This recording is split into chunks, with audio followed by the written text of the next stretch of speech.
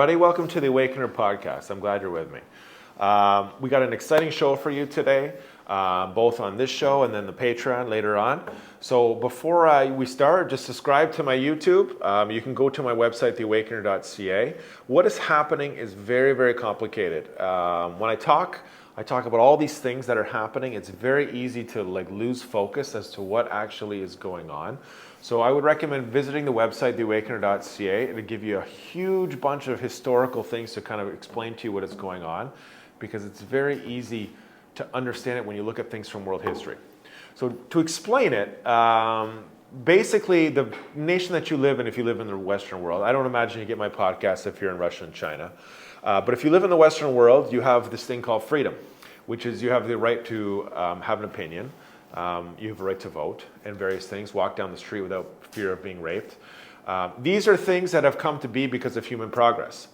And one of the things about the society that you live in and the world in general is that human progress has become the result of wars and disputes that have happened that led to wars. And this has led to a side, or the good side, always winning, which is the Western society has a historical background that goes back hundreds and hundreds and hundreds of years, all the way to basically the Roman Empire, and then obviously thousands of years before that in regards to Israel and stuff like that. So what is happening actually is the spread of Western values on the world and the awakening to freedom and various rogue nations falling, and also various rogue nations on the other side trying to conquer the Western world. So to explain it to you simply is that the other side, the enemy that wants to conquer the Western world, has a historical agenda that's wrapped in deceit, blackmail, lies, and a bunch of other things. These people are so evil with the expansion of their desire to control the world that they basically have done various wars and various things to advance their agenda. So on my website, just to explain to you very, very simply, they did World War I to set up basically, the assassination of Archduke Ferdinand. This led to the collapse of the Western world, and that led to basically the Russian Revolution, which was they seized the first nation on the earth. Then they had World War II, which led to their expansion over half the earth. And then this now, which you're in, is their third stage of their evolution, which was they prepped for this for a long time. This is the third act to get basically complete evolution and complete control of the world.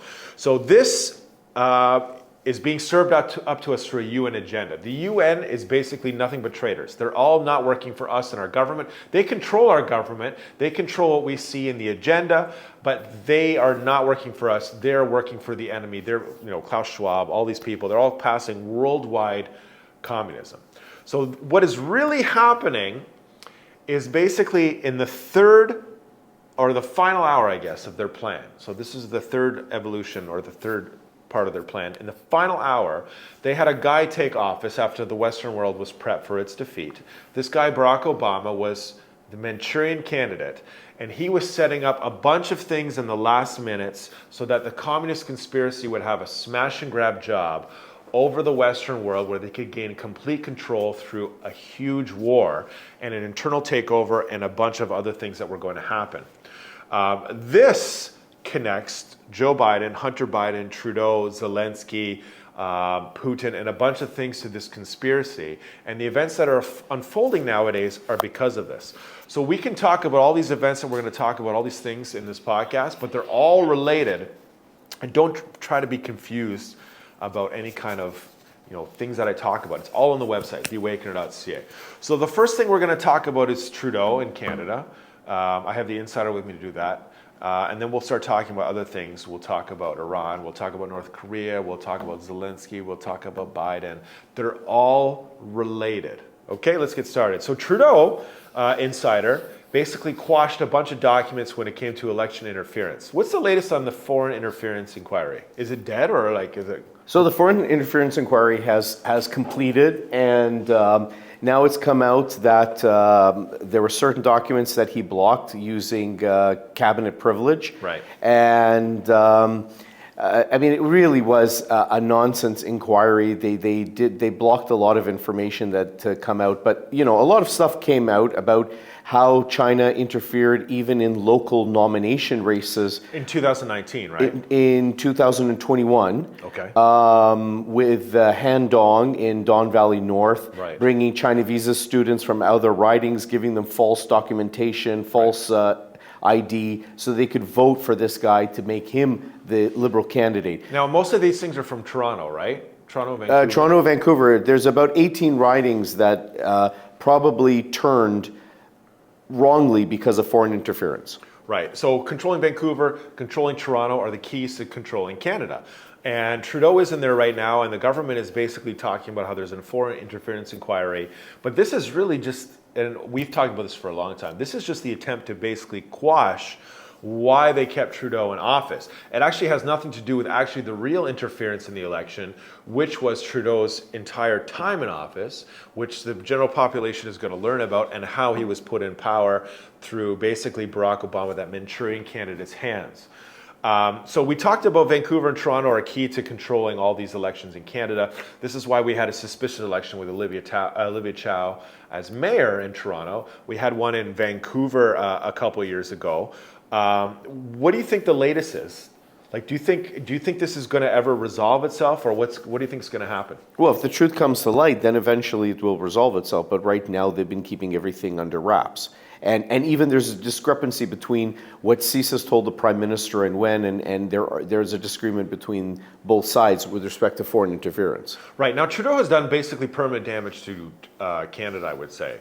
The reason why is that if you understand that he has basically the power of a monarch when he's Prime Minister, he has put the head of the RCMP in. He has quashed all these investigations. The RCMP is not interested in investigating everything because they're completely controlled from the top on down. It's a joke. He's also done permanent damage to the Senate. How is that possible? So Canada, unlike the United States, has an appointed Senate. The Prime Minister gets to appoint the senators. We don't have an elected Senate. So the Prime Minister, when he has a majority, or in this case has a minority that's backed up by another party that gives him a theoretical majority, he has the complete power to appoint the senators whenever there's a vacancy. Right. The Senate, anyone who's appointed to the Senate has a lifetime appointment until they're 75 years old, or if they step down. So any vacancy, he can start appointing people to the Senate of his choosing and of his socialist mindset. He also appoints the head of the RCMP, CSIS. He even appoints the Governor General, Right. which represents the monarch in Canada. Right. Now, the thing is with the Senate, though, is that to pass legislation as a Prime Minister, you obviously have to pass a vote through the House. And then it has to go to a Senate. Correct. Now, if the Senate is all lifetime appointees of basically a political head, it becomes very hard for a future Prime Minister to pass legislation. Now, everyone is logically saying that Poilievre is going to win in Canada because he's like, the polls are showing that Justin Trudeau is absolutely hated here in Canada. But what is happening is not about logic and reason, it's actually about control. So the conspiracy needs to keep Trudeau in power because Trudeau is tied to their attempts to set up the communist conspiracy for the smash and grab job ahead of this war, which I've detailed on my website and this podcast. Now, Trudeau was there basically to ship the U.S. uranium from the U.S. over to, I would say, through Canada, over to Europe, then to Ukraine, then to Kazakhstan, then to Iran, and then North Korea. Now, the enemy basically was setting up a giant win ahead of this world war. And they were doing it in a sense that they wanted to have the U.S. nuclear technology and the U.S. uranium to be able to either EMP the U.S. electrical grid and basically cause a cataclysmic damage to the USA military-industrial complex. This would basically allow the rest of Europe, Israel, Saudi Arabia, the rest of the Pacific, defenseless when this war broke out. So think about what's happened, right? We were supposed to go to war with Zelensky. We were supposed to start a huge war with Russia, not just a proxy war that it is now, but a full-fledged war on 3 fronts. And then something cataclysmic would happen to us, and they would get away with it. Now, they need to have our own uranium to pull this off, because if they ever use their own nuclear weapons against us, there would be this giant inquiry. Everyone would know that these weapons contained, Russian uranium, Russian plutonium, and then, oh my goodness, there's no winning.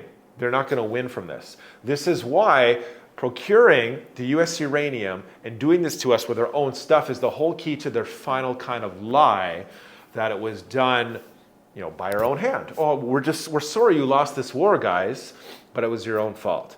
Now, the keys to basically understanding Trudeau in office go all the way back to Joe Biden and Hunter Biden, and they go back to Zelensky, as you know. So Zelensky, before we get into Biden, Zelensky has declared martial law in Ukraine. Isn't that right, Insider? Correct. So, why has Zelensky declared martial law?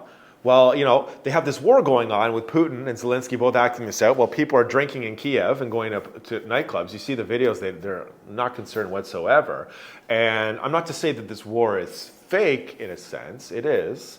The war is real, the death is real, but there's obviously generals from Putin and generals from Zelensky that are basically keeping this war back and forth, going on and on.